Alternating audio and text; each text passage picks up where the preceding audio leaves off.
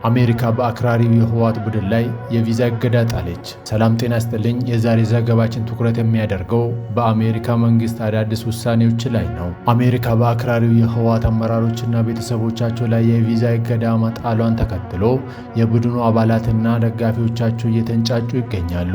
የአሜሪካ መንግስት ይህንን እርምጃ የወሰደው በህወሓት ውስጥ ያሉ አክራሪ አካላት ላይ እንደሆነ አስታውቋል። ይህ ውሳኔ በሰሜን ኢትዮጵያ ግጭት ወቅት የተፈጠሩ ችግሮች ዳግም ለመፈጠር እያዳዱ በመሆኑ አሜሪካ በጉዳዩ ላይ ያላትን አቋም የሚያሳይ ነው ተብሏል። የቪዛ እገዳው በቤተሰቦቻቸው ላይ ጭምር መደረጉ ደግሞ ውሳኔው ምን ያህል በጥልቀትና በግፊት መልክ የታሰበበት መሆኑን አመልካች ነው። ከዚህ በፊት አሜሪካ የፋኖ ታጣቂ ቡድንን በአሸባሪነት መፈረጇ ይታወሳል። አሁን ላይም በአንድ በኩል በህወሓት በሌላ በኩል ደግሞ በፋኖ ላይ የሚደረጉ እነዚህ ውሳኔዎች አሜሪካ በቀጠናው ሰላም ላይ ያላትን ቁርጠኝነት ያሳያል። እነዚህ በየጊዜው የሚወሰዱ ማዕቀቦች በኢትዮጵያ ሰላምና መረጋጋት ላይ ምን ተጽዕኖ ይኖረዋል? የቪዛ እገዳው ግለሰቦችን ብቻ የሚጎዳ ነው ወይስ በሂደቱ ላይ ተጽዕኖ ይፈጥራል? የሚሉ ጥያቄዎች መልስ የሚያሻቸው ናቸው። ስለ ጉዳዩ ያላችሁን ሀሳብ አስተያየት መስጫው ላይ አስቀምጡ።